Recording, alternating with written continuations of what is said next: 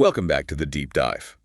We all know extreme weather is increasingly common, right? And we see the headlines about infrastructure, economic costs. Yeah, all the immediate impacts. Exactly. But our sources today, they're asking something, well, deeper. What if these events, these floods, these droughts, don't just mess up our commutes, but actually change who we are, culturally, socially? And that's the really fascinating territory we're digging into today.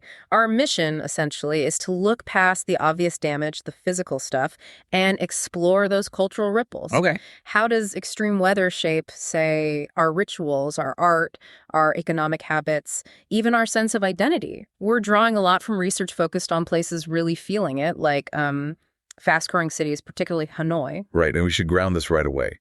Because the sources, they really paint a picture. Hanoi this past year, for example, those floods weren't just like an inconvenience. No, far from it. They were talking about total disruption. I mean, friends whose normal 1-hour commute became 5 hours. 5. Yeah. Just trying to get through waterlogged streets, total chaos. It basically turns the city into a temporary lake. Right. Driving becomes almost impossible. And that experience, that shared struggle you mentioned in the sources, Mm-hmm. it's not just lost time, is it? No, not at all. What's really striking is how quickly people have to develop these immediate communal coping strategies. The whole environment flips hostile, and the collective thinking just shifts instantly. From modern life efficiency to just basic survival. Exactly. Basic shared survival. And that sudden switch, that involuntary adaptation, that's really where culture starts to pivot, you know? That makes a lot of sense. So let's trace that. From immediate survival, how does it become a long-term adaptation? Historically, communities faced unpredictable weather all the time. Sure, famine, floods. And they had rituals, didn't they? Things rooted in spirituality, like ancient rain dances or flood ceremonies to appease gods. Yeah, and the key thing about those ancient rituals, those spiritual responses, wasn't really about controlling the weather. It couldn't be.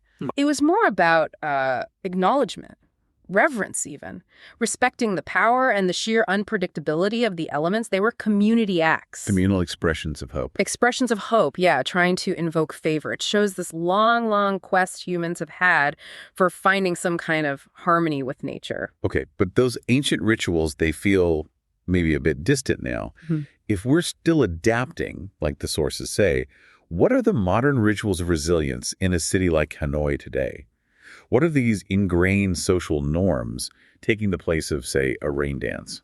That's a great question. And the shift is really from that sort of spiritual appeasement to proactive shared knowledge, collective planning, basically. So the ritual becomes the planning meeting. Kind of, yeah. Oh. Or the disaster drill. You see local groups in Hanoi and places like it running these quite sophisticated preparedness programs. Yeah. The ritual is now maybe the mandatory training on emergency steps or the annual check of community resources, maybe agreeing on who controls the local flood barriers. So it's practical, secular. Very pragmatic adaptation, yes. And it's not just behavior changing, right?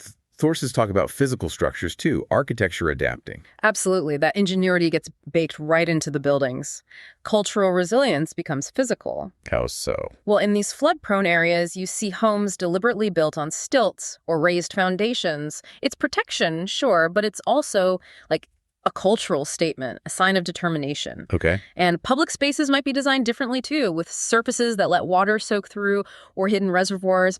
These things cost money, they need agreement, and they change how a city looks and feels. So that design, that choice to live with the water, not just fight it, that becomes part of the identity. It really does. It's a physical embodiment of that resilience. That's powerful architecture as cultural expression. Okay, let's shift from infrastructure now to narratives, stories. Extreme weather must generate powerful stories. Oh, definitely. The need to make sense of chaos, to put it into a narrative, is just fundamentally human. So how does the emotional weight of this constant threat get processed through things like art or myth? Well, historically, you see it clearly in folklore and legends. Floods, for instance, are almost never just about water rising. And they're often framed differently. Exactly. Often as like divine anger or maybe a cleansing event, a test of faith.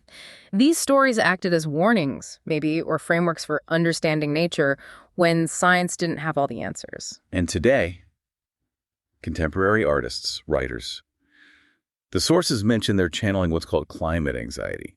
Is that different from the old myths? It's related, but the focus shifts. It's less about gods and more about our own uncertain future, humanity's struggle, maybe. Okay. Contemporary art often becomes this really potent way to express the emotional toll, that sense of loss or fear, or even just a struggle for hope. In cities like Hanoi, you see a lot of documentary work, photography, capturing the immediate reality of floods, displacement, recovery. Almost like real-time documentation of trauma. Sort of, yeah. Yeah. Not for the history books decades later, but for immediate emotional processing, like a rapid collective therapy through art. And that collective struggle, it seeps into everyday language too, doesn't it? It absolutely does. Think about the metaphors, the idioms that come directly from these shared experiences. Like weathering the storm. Exactly. Or finding calm in the chaos. We use these phrases all the time. Without always thinking about their origin.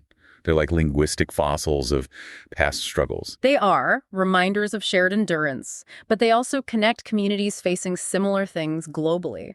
And it's crucial to remember, like the sources point out, this isn't just about floods. Right, you mentioned drought earlier. Yeah, in drought-affected regions, say parts of Africa, the cultural impact is immense when you literally can't grow food. Your whole identity, if you're a farmer tied to that land, or a herder, it's threatened at its core. So the stories there might be different. The art and stories emerging there often grapple with memory, loss of place, that broken connection to the earth itself. It's a different kind of weathering the storm. That connection to the land, or lack of it, leads us straight into the economic and social side of things. If you can't rely on the land, how you feed yourself has to change. And that's our third section: feast, famine, and identity. Shifting weather patterns hit agriculture and food traditions immediately. Sticking to old ways often just isn't an option anymore. So what adaptations are happening now? How are people trying to maintain food security? We're seeing really significant rapid changes. Think about regions relying heavily on rice, like around Hanoi and beyond. Farmers are pushed to adopt or develop new varieties, ones that resist drought, for example. Or change their whole schedule? Or totally alter planting and harvesting times to match weirder seasons. And this is a huge cultural shift, because food traditions are so central to who we are. Right. If the main crop changes, Then the feasts change, the recipes handed down for generations change, the whole rhythm of the community calendar can shift. and when things get really tough, when resources get scarce or unpredictable, people move. The sources were clear that migration is a massive consequence. Possibly the most critical consequence, shaping new cultural identities. When whole communities are pushed out by repeated floods or land that just won't produce anymore, they don't leave their culture behind. They bring it with them. They bring their food, their building techniques, their social norms, and this inevitably leads to a blending of traditions in the places they move to, which can be enriching, but also, Also cause tension. yeah, often tense. It creates a more complex social mix, for sure. And that tension seems key. Blending is one outcome, but the economic stress, the scarcity, they can also break things down, reshape social structures in negative ways. That's the really tough reality the sources don't shy away from. When harvests fail or access to clean water becomes a point of conflict, social bonds can fray. You mean competition replaces cooperation? Sometimes, yes. The sources give examples of friction between longtime residents and climate migrants, especially over limited aid or shared resources like wells.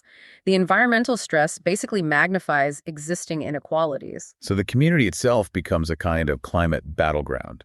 In a way, yes. It makes you realize climate change isn't just about polar bears or distant glaciers. It's about security, social justice, right here, right now. Understanding that is so important. Absolutely. And it means that keeping communities together, fostering cooperation, and sharing during crises, that becomes the ultimate test of cultural resilience. It's paramount. So as we kind of wrap up this deep dive, it feels like the sheer frequency and intensity of events, like the flooding in Hanoi we keep coming back to, is forcing a global shift in how we see things. What's the big takeaway from the sources about where we're headed? I think the sources really stress the power of collective memory. Each disaster, each adaptation adds another layer to how we understand our vulnerability, but also our capacity. It's driving this growing worldwide push for sustainability and real climate action. It's moving from something abstract to lived experience. Exactly. A shared act of history being written right now. And that shared experience, that's what's creating what the sources call climate culture. It sounds like more than just shared anxiety. It is. It's about shared knowledge, solidarity, building new kinds of global communities. People are connecting across borders because they've faced similar floods or droughts or displacements. They're sharing what works, what doesn't. So climate culture is about action. Fundamentally, yes. It's an advocacy culture. It channels awareness into action, into innovation, into supporting each other globally. It's Yeah. maybe the ultimate modern adaptation learning, not just to survive individually, but to find ways to thrive together. Which brings us back to that provocative question that kicked this all off. As our climate keeps changing, becoming more volatile, how is our global cultural landscape going to continue to be reshaped, maybe fundamentally altered by sheer necessity? It really makes you think, doesn't it? Consider that balance between just enduring hardship and actively adapting, creating, building solidarity. Think about those cultural artifacts we talked about, whether it's a house on stilts in Vietnam or a documentary about drought in Africa, or even just a common phrase like weathering the storm. These are the building blocks maybe of a new kind of global identity being forged right now in the face of all this uncertainty.